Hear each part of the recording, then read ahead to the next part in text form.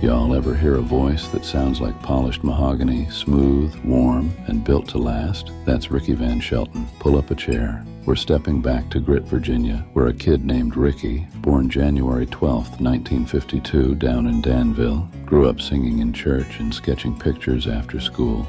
He later added Van to his name so folks wouldn't mix him up with another Ricky Shelton back home. That middle name stuck like red clay on boots, and pretty soon the whole country knew it. By the mid-'80s, Nashville was calling. In 1984, Ricky followed his sweetheart Bettye to Music City, worked the clubs, and cut demos until a columnist named Jerry Thompson helped open the door at Columbia. He signed in 1986, and in February 1987, the debut album hit, Wild-Eyed Dream. First the title track climbed, then Crime of Passion, and then Mercy. Here came the stampede. Somebody Lied went number 1 in December of '87, followed by Life Turned Her That Way and Don't We All Have the Right. That voice turned heartbreak into Sunday morning truth, and radio couldn't get enough. '88 kept the fire going. Loving Proof landed, and 3 more barn burners rose straight to the top. I'll Leave This World Loving You in November '88.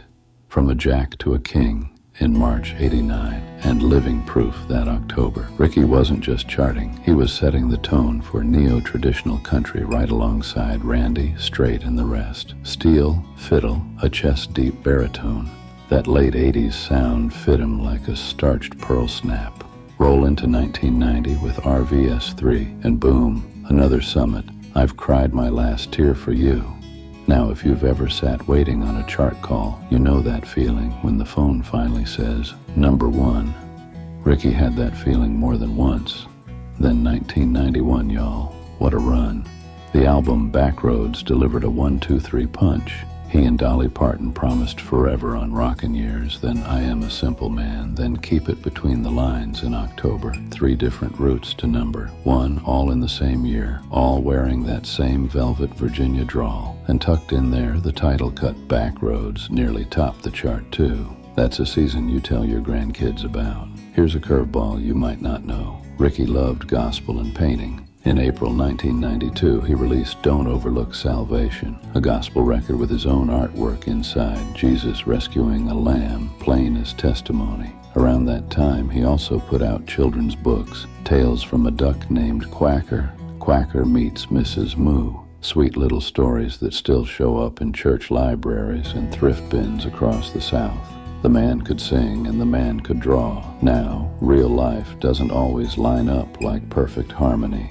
In 1992, Ricky spoke up about his struggle with alcohol and set about getting sober. That honesty took grit.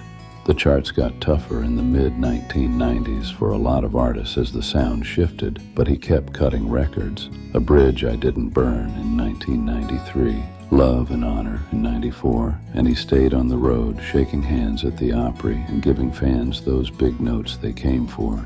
There's a tender slice of his story I always keep in my pocket. He and Bettye had been through their own storms. Every marriage has them. And they told that story in a faith-framed way later on. What sticks with me is the image of a couple who moved to Nashville together in '84, married on August 4th, 1986, and hung on through ups and downs, fame and quiet, hits and home. Toward the end of the decade, Ricky tried a different lane, formed RVS Records and released Making Plans in 1997, then signed with Audium for Fried Green Tomatoes in 2000. Even if radio wasn't spinning him like before, concert crowds still lit up when those first bars of From a Jack to a King rang out. And then, in May 2006, he did something rare in this business. He stepped away, announced he was retiring from touring to spend more time with family. No drama, no tabloid car crash, just a man choosing home. Since then, he's kept a low profile, painting, writing, being a husband, and letting the music he already made keep doing its work. So what's the legacy? 10 number, 1 second. Album selling by the truckload. A duet with Dolly that still makes couples squeeze hands. A gospel record with a personal brushstroke. children's books signed in church fellowship halls, and a voice that made country sound like cedar and Sunday light. If you grew up with Ricky, you know. If you're just finding him, start with Loving Proof front to back, then ride Backroads with the windows down. You'll hear the same thing folks heard in '87, a baritone built for truth. Country changes, trends come and go, but a true voice, well, that's Loving Proof. If you enjoyed this little walk down Grit to Nashville, tap that like, subscribe to Classic Country TV, and share it with a buddy who needs a good country voice in their day. We've got more porch light stories coming, y'all.